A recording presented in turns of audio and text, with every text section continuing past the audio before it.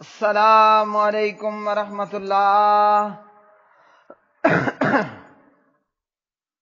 ترجمہ تفسیر القرآن الکریم، سبق نمبر 138، آل عمران، آیت 181 تا 185، پارہ نمبر 4۔ اعوذ باللہ من الشیطان الرجیم،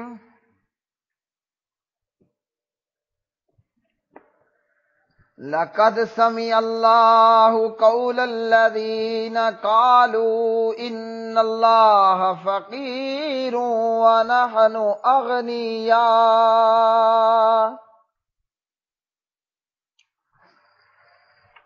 سنكتب ما قالوا وقتلهم الأنبياء بغير حق ونقول ذوقوا عذاب الحريق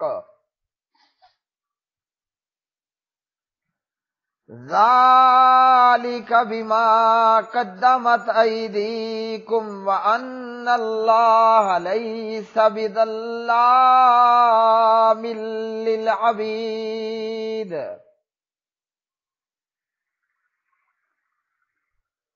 الذين قالوا إن الله عهد إلينا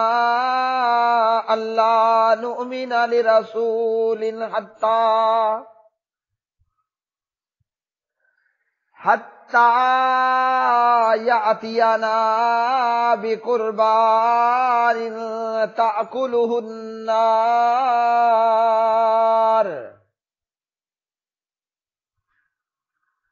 قل قد جاءكم رسل من قبلي بالبينات وبالذي قلتم فلم قتلتموهم إن كنتم صادقين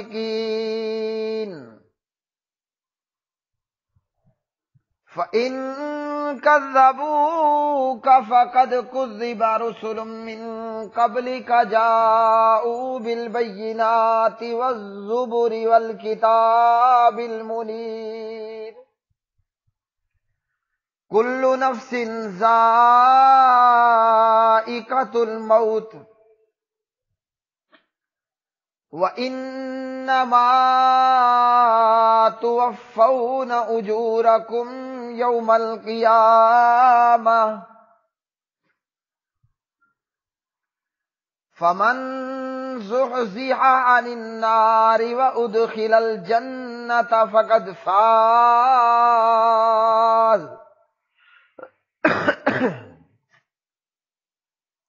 وما الحياة الدنيا إلا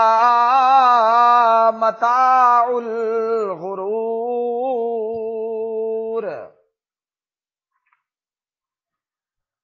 بلا شبہ یقیناً اللہ تعالیٰ نے ان لوگوں کی بات سن لی جنہوں نے کہا بے شک اللہ تعالیٰ فقیر ہے اور ہم غنی ہیں، ہم ضرور لکھیں گے جو انہوں نے کہا، اور ان کا نبیوں کو کسی حق کے بغیر قتل کرنا بھی، اور ہم کہیں گے جلنے کا عذاب چکھو۔ یہ اس کی وجہ سے ہے جو تمہارے ہاتھوں نے آگے بھیجا، اور اس لیے کہ بے شک اللہ تعالیٰ بندوں پر کچھ بھی ظلم کرنے والا نہیں ہے۔ جنہوں نے کہا بے شک اللہ تعالیٰ نے ہمیں تاکیدی حکم دیا ہے کہ ہم کسی رسول کی بات کا یقین نہ کریں یہاں تک کہ وہ ہمارے پاس ایسی قربانی لائے جسے آگ کھا جائے، کہہ دیجئے بے شک مجھ سے پہلے کئی رسول تمہارے پاس واضح دلیلیں لے کر آئے، اور وہ چیز لے کر بھی جو تم نے کہی ہے، پھر تم نے انہیں کیوں قتل کیا اگر تم سچے تھے؟ پھر اگر وہ تجھے جھٹلائیں تو بے شک کئی رسول تجھ سے پہلے جھٹلائے گئے جو واضح دلیلیں اور صحیفے اور روشن کتاب لے کر آئے تھے۔ ہر جان موت کو چکھنے والی ہے اور تمہیں تمہارے اجر قیامت کے دن ہی پورے دیے جائیں گے۔ پھر جو شخص آگ سے دور کر دیا گیا اور جنت میں داخل کر دیا گیا تو یقیناً وہ کامیاب ہو گیا، اور دنیا کی زندگی تو دھوکے کے سامان کے سوا کچھ نہیں۔ لقد البتہ تحقیق، سمع سن لیا، اللہ تعالیٰ نے قولا بات کو، الذین ان لوگوں کی جنہوں نے قالو کہا، ان اللہ بے شک اللہ تعالی فقیر فقیر ہے، ونحن اور ہم اغنیاء مالدار ہیں، سنکتب یقیناً ہم لکھتے ہیں، ما قالو جو کچھ انہوں نے کہا، وقتلہم اور ان کے قتل کرنے کو، الانبیاء انبیاء کا، بغیر حق نہ حق، ونقول اور ہم کہیں گے، ذوقوا تم چکھو، عذاب الحریق جلانے والا، ذالک یہ، بما بسبب اس کے جو، قدمت آگے بھیجا، ایدیکم تمہارے ہاتھوں نے، وَأَنَّ اور بے شک اللہ تعالی لیسا نہیں ہے، بظلام ذرہ بھی ظلم کرنے والا، للعبید بندوں پر، الذین وہ لوگ جنہوں نے قالو کہا، ان اللہ بلا شبہ اللہ تعالی نے، عہدہ عہد لیا ہے، الینا ہم سے، اللہ نؤمنا یہ کہ نہ ہم ایمان لائیں، لرسول کسی رسول پر، حتیٰ یہاں تک کہ یاتینا بقربان وہ لائے ہمارے پاس ایسی قربانی، تاکلو کہ کھا جائے اسے، النار آگ، قل کہہ دیجئے، قد تحقیق، جاءکم آئے تمہارے پاس، رسول کئی رسول، من قبلی مجھ سے پہلے، بالبینات واضح دلائل کے ساتھ، وبالذی اور اس کے ساتھ جو، تم نے کہا، فالما پھر کیوں، قتلتموہم تم نے قتل کیا انہیں، ان اگر کنتم ہو تم صادقین سچے، فإن پھر اگر، کذبوک انہوں نے جھٹلایا ہے آپ کو، فقط تو تحقیق، کذبا جھٹلائے گئے، رسول کئی رسول، من قبلی کا آپ سے پہلے، جاؤ بالبینات وہ لائے تھے واضح دلائل، والزبر اور صحیفے، والکتاب اور کتاب، المنیر روشن، کلو ہر نفس نفس جان، ذائقہ چکھنے والا ہے، الموت موت کو، وَإِنَّمَا اور بلا شبہ، توفون تم پورے دیے جاؤ گے، اجورکم اپنے اجر، یوم القیامہ قیامت کے دن، فمن پھر جو شخص، زحزحا دور کر دیا گیا، عن النار آگ سے، وادخلا اور داخل کر دیا گیا، الجنہ جنت میں، فقد تو یقیناً، فازا وہ کامیاب ہو گیا، وما اور نہیں ہے، الحیات الدنیا دنیا کی زندگی، الا مگر، متاع سامان، الغرور دھوکے کا۔ پیارے بھائیوں اور میری بہنوں، ان آیات بینات کے اندر اللہ سبحانہ و تعالی نے یہود کا رد فرمایا۔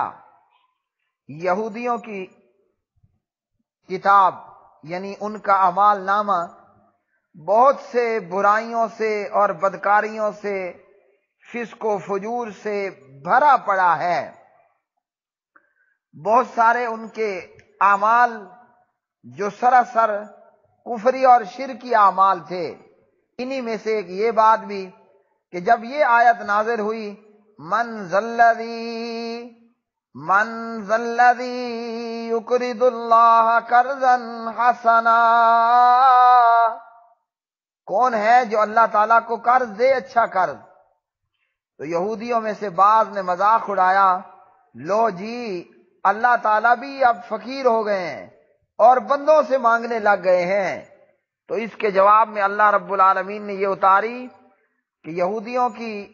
یہ بدگوئی اللہ نے سن لی کہ یہ اللہ کو فقیر اور خود کو مالدار بتا رہے ہیں۔ اور یہودیوں کے ان جملوں کا مقصد کیا تھا کہ لوگ اللہ کی راہ میں خرچ نہ کریں، نبی علیہ السلام پر، صحابہ کرام پر خرچ نہ کریں گے تو مسلمان مالی تنگی کا شکار ہو جائیں گے۔ آج بھی کئی ایسے بدبخت بد نصیب ہیں کہ خود بھی اللہ کی راہ میں خرچ کرنا نصیب نہیں ہوتا اور دوسروں کو بھی اللہ کی راہ میں خرچ کرنے سے منع کرتے ہیں۔ تو یہودیوں کے ان جملوں کا مقصد یہ تھا کہ لوگوں کو اللہ کی راہ میں خرچ کرنے سے متنفر کیا جائے، ورنہ وہ خود جانتے تھے کہ یہ الفاظ، یہ گفتگو بذات خود بہت بڑی گستاخی اور کفر ہے۔ اللہ رب العالمین نے فرمایا جو کچھ تم کہہ رہے ہو کر رہے ہو وہ سب لکھا جا رہا ہے، اور قیامت کے دن پھر تمہیں جہنم کا آگ میں جلنے کا عذاب ہوگا۔ اللہ رب العالمین نے فرمایا کہ اللہ تعالی مخلوق پر، بندوں پر ذرہ بھر بھی ظلم کرنے والا نہیں ہے۔ اللہ نے ہمیں بھی ظلم سے منع کیا۔ اللہ تعالی ظالم نہیں ہے، کسی پر ذرہ برابر بھی اللہ رب العالمین ظلم نہیں کرتا۔ جو کرے گا، جو بوئے گا وہی کاٹے گا، جیسے اعمال ہوں گے ویسی سزا اور جزا اللہ تعالیٰ کے ہاں وہ پائے گا۔ یہودیوں کا ایک اور اعتراض کا اللہ نے رد کیا۔ یہودیوں نے کہا کہ اللہ نے ہمیں یہ حکم دیا تھا کہ اس رسول پر ایمان لانا ہے کہ جو رسول ایسی قربانی لائے جس کو آگ کھا جائے، یعنی وہ پیغمبر جو ایسا معجزہ پیش کرے گا تو اس پر ایمان لائیں گے، بقیہ کسی کے اوپر ایمان نہیں لائیں گے۔ تو یہ بھی انہوں نے اپنی طرف سے اللہ تعالیٰ کے اوپر جھوٹ باندھ لیا، اور کئی ایسے رسول آ چکے یہود اہل کتاب کے اندر کہ جن کو اللہ نے ایسا کوئی معجزہ عطا نہیں کیا تھا۔ اور آپ صلی اللہ علیہ وسلم کو یہ بھی بتایا گیا کہ انہوں نے آپ کو جھٹلایا ہے، تو آپ سے پہلے بھی کئی انبیاء کو انہوں نے جھٹلایا، اور اللہ رب العالمین نے فرمایا کہ جو تم نے بات کہی ہے وہ تو پیغمبر لا چکے، پھر تم نے ان کو کیوں قتل کیا؟ اگر تم سچے تھے تو ان پر تو ایمان لاتے، تم نے تو پیغمبروں کو قتل کیا اور ان کو جھٹلایا، اور وہ رسول جو واضح دلیلیں، صحیفے اور روشن کتابیں لے کر آئے تھے، تم نے تو ان کو بھی جھٹلایا اور ان کا بھی انکار کیا اور ان کو قتل کیا، اور ان کے قتل کے بھی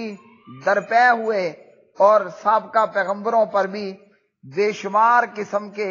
اعتراضات تم نے لگائے۔ تو یہ ان کی بد خصلت